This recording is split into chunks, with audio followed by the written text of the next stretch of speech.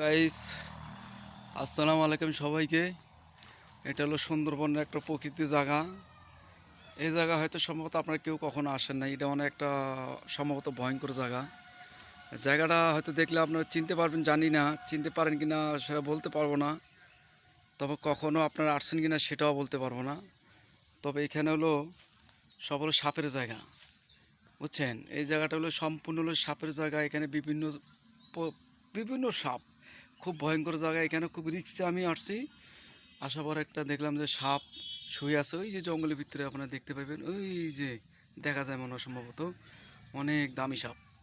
এই যে আপনার একটা লটকম গাছ আছে, ওর নিচে শুয়ে আছে জোকা ভাঙি।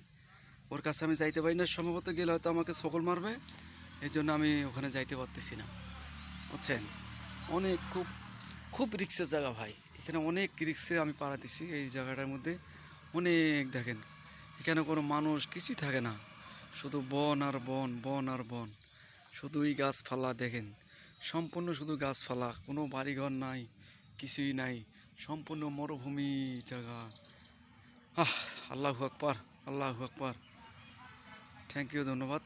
আল্লাহ হাফেজ, আসসালামু আলাইকুম গাইস।